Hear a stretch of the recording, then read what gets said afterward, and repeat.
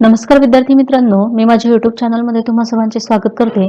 मागच्या व्हिडिओ लेक्चरमध्ये आपण ऑपरेशन्स ऑन कॉम्प्लेक्स नंबर हा टॉपिक स्टडी केला की ज्यामध्ये सिंपल मॅथमॅटिक्समध्ये आपण ज्याप्रमाणे ऑपरेशन यूज करतो, ॲडिशन, सबट्रॅक्शन, मल्टिप्लिकेशन आणि डिव्हिजन, तीच सेम प्रोसेस आपण कॉम्प्लेक्स नंबर मध्ये सुद्धा यूज करू शकतो. आता आपण त्याच्या पुढचा टॉपिक या ठिकाणी स्टडी करणार आहोत. पुढचा जो टॉपिक आहे तो आहे आर्गन डायग्राम और कॉम्प्लेक्स प्लेन. या ठिकाणी हा थोडा जॉमेट्रिकली पार्ट आहे आणि हा जॉमेट्रिकली पार्ट जरी असला तरी आपल्याला या ठिकाणी जॉमेट्री काढायची नाहीये, फक्त ती लक्षात घ्यायची आहे. आणि या टॉपिकवर आपल्याला परीक्षेला 3 किंवा 4 मार्कांना क्वेश्चन विचारला जातो, म्हणून व्यवस्थितपणे याला लक्षात ठेवायचं आहे. A complex number z is equal to x plus iy where xy belongs to r and i is equal to under root of -1 is expressed as a point in the plane whose coordinates are ordered pair xy. Jean-Robert Argon is used the one-to-one correspondence between a complex number and the points in the plane. म्हणजेच या ठिकाणी आपण coordinate system मध्ये जशी ordered pair consider करतो त्याचप्रमाणे Z हा complex number आपल्याला कोऑर्डिनेट सिस्टीम मध्ये सुद्धा डिनोट करता येतो. कॉम्प्लेक्स नंबर मध्ये रिअल पार्ट जो आहे तो एक्स आणि वायच्या फॉर्म मध्ये दिलेला आहे, म्हणून याचे फॉर्म्युले हे एक्स आणि वायच्या टर्म मध्ये असणार आहे. कॉम्प्लेक्स नंबर जर ए प्लस आय इंटू बी घेतला तर फॉर्म्युले सुद्धा ए आणि बी च्या टर्म मध्ये कन्वर्ट होणार आहे. आता या ठिकाणी बघा, एक डायग्राम दिलेली आहे, ती डायग्राम लक्षात घ्या. Let z is equal to x plus iy be a complex number, then the point P of xy represents a complex number z is equal to x plus iy into figure number 1.2. That is x plus iy is congruent to ordered pair xy. Bracket आहे म्हणून या ठिकाणी याला ordered pair असं वाचलं जातं कारण coordinate system consider केलेली आहे. That is x is equal to real part of z is represented on the x-axis, so x-axis is called as real axis. Similarly, y is equal to imaginary part of z is represented on the y-axis, so the y-axis is called as an imaginary axis. Coordinate system मध्ये always x-axis हा real axis असतो आणि y-axis हा imaginary axis असतो ज्यावेळी आपण complex number study करतो त्यावेळी. मग आता या ठिकाणी एक पॉइंट काढलेला आहे P of X Y and which is congruent to Z, कारण आपण झेड हा कॉम्प्लेक्स नंबरच्या फॉर्म मध्ये या ठिकाणी मांडलेला आहे. मग आता या ठिकाणी ओरिजिन पासून या पॉइंट पर्यंत जी व्हॅल्यू आहे ती ए आहे, कारण हा नंबर आहे ए प्लस आय बी, आणि ही जी व्हॅल्यू आहे ती सुद्धा ए आहे, आणि ही जी व्हॅल्यू आहे y is equal to imaginary of Z ही व्हॅल्यू बी आहे. म्हणून या ठिकाणी हे जे डिस्टन्स आहे ते x is equal to real part of Z ने डिनोट केलेलं आहे आणि हे distance y is equal to imaginary part of Z ने डिनोट केलेलं आहे. लक्षात ठेवा, x is a real axis and y is a imaginary axis. A diagram which represents a complex number by points in a plane with reference to the real and imaginary axis is called as Argon's diagram or complex plane. म्हणजे ज्या diagram मध्ये complex number हे दिलेले असतील आणि दिलेले जे access आहे ते रिअल आणि इमॅजिनरी ऍक्सेस म्हणून कन्सिडर केले गेलेले असतील त्या डायग्रामला आर्गन डायग्राम असं म्हटलं जातं. डेफिनेशन आपल्याला परीक्षेला विचारली जात नाही, फक्त थेरॉटिकली आपल्याला त्याला लक्षात घेतल्याशिवाय याचा पार्ट लक्षात येत नाही, म्हणून फक्त लक्षात घ्यायचं आहे. Now next point is most important, modulus of z. If z is equal to a plus ib is a complex number, then the modulus of z is denoted by magnitude of z. आता या ठिकाणी दिलेल्या z च्या आजूबाजूने दोन vertical bar आहे, उभ्या रेषा आहेत, याला सिम्बॉल म्हटलं जातं मॉड्युलसचा. बरेच ठिकाणी याला मॅग्निट्यूड सुद्धा वाचलं जातं, जसं की फिजिक्स मध्ये याला मॅग्निट्यूड असं म्हटलं जातं, तर मॅथमॅटिक्सच्या चॅप्टर मध्ये याला मॉड्युलस असं म्हटलं जातं.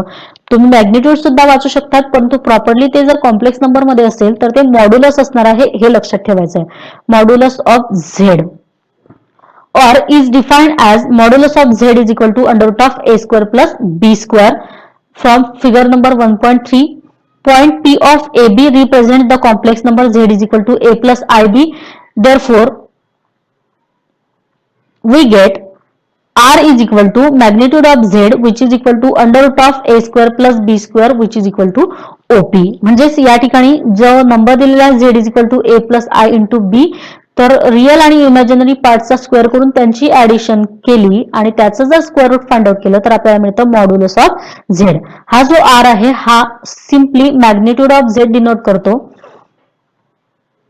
या डायग्राम मध्ये बघा, या ठिकाणी ओपी जे डिस्टन्स आहे, जर आपण ओ आणि पी पॉइंट एकमेकांना जर जोडले तर या ठिकाणी ही जी टर्म असणार आहे ही हायपोटेन्यूज ऑफ दिस ट्रायंगल असणार आहे आणि ती ऑलवेज मॅग्निट्यूड ऑफ झेड ने डिनोट केली जाणार आहे, म्हणजेच आर ने डिनोट केली जाणार आहे. आता पुढचा पॉइंट आहे आर्ग्युमेंट ऑफ झेड.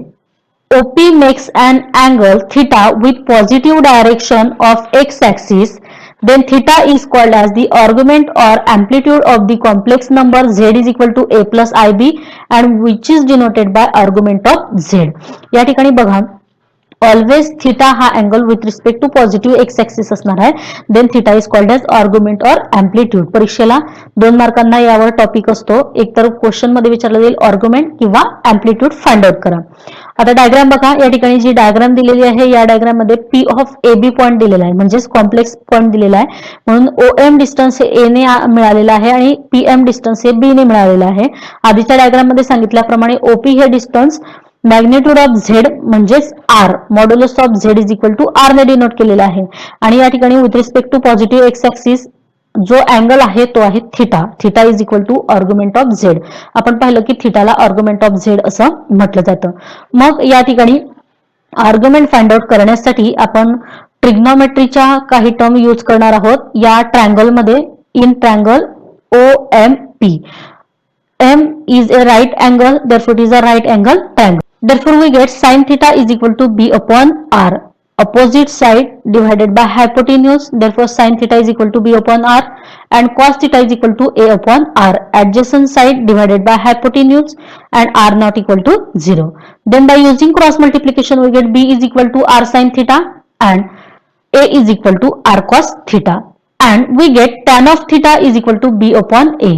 याच रेशोवरून आपण जर tan theta ची व्हॅल्यू फाइंड आउट केली तर आपल्याला मिळते b upon a if a not equal to 0.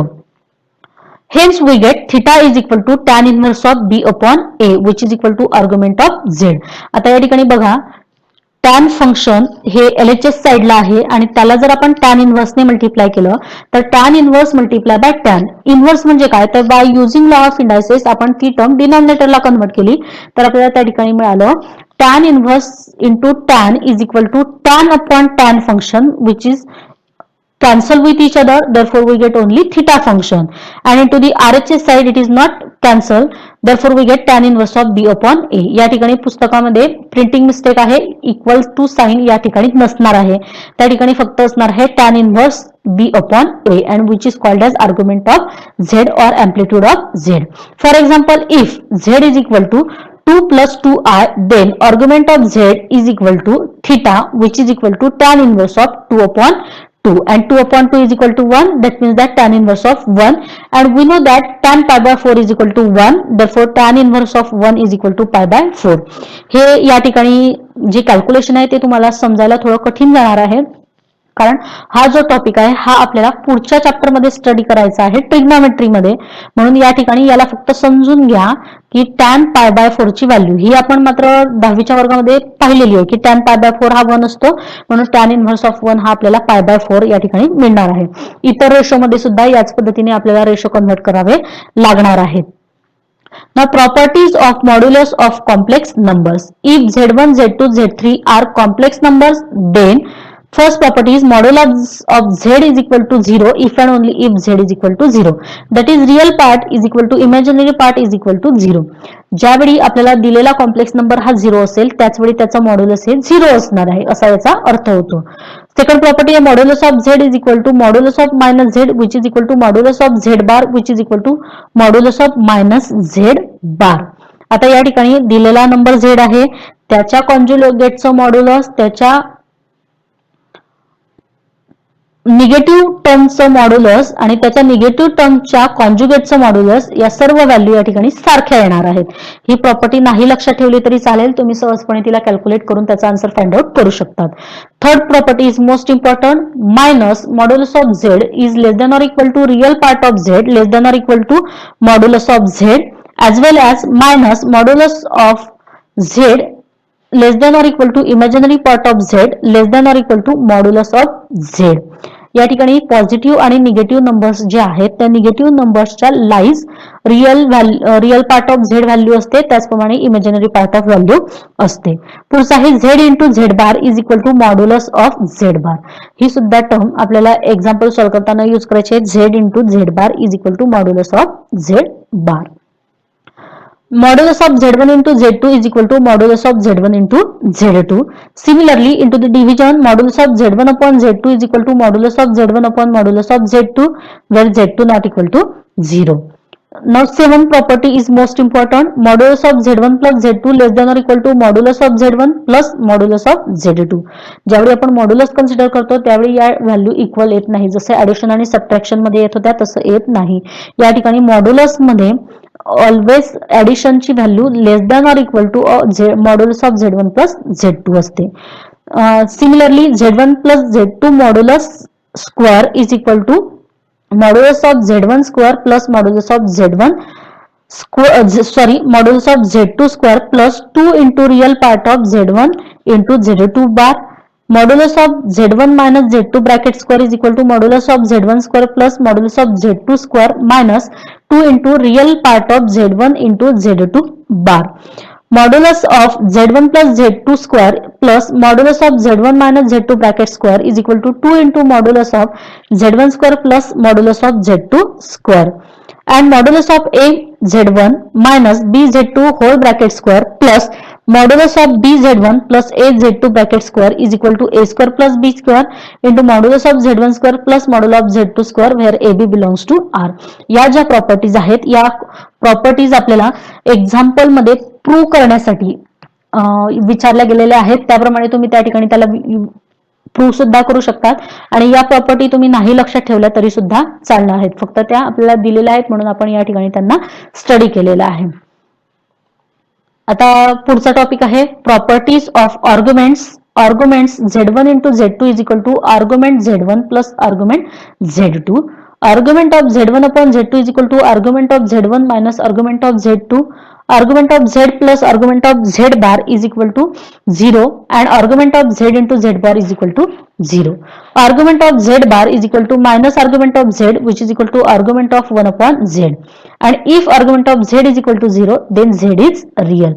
या ठिकाणी या प्रॉपर्टी तुम्हाला लॉजिकली लक्षात ठेवावे लागणार आहे. त्या डायरेक्टली आपण या ठिकाणी कन्सिडर करू शकत नाही.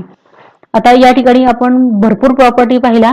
एकदा सर्व लोड आपण सहजासहजी घेऊ शकत नाही. म्हणून या प्रॉपर्टी ज्या आहेत त्या तुम्ही वारंवार अभ्यासा म्हणजेच तुमच्या त्या लक्षात राहतील आणि पुढचे जे टॉपिक आहेत ते तुम्हाला व्यवस्थितपणे समजतील. या ठिकाणी आपण थांबत आहोत. धन्यवाद.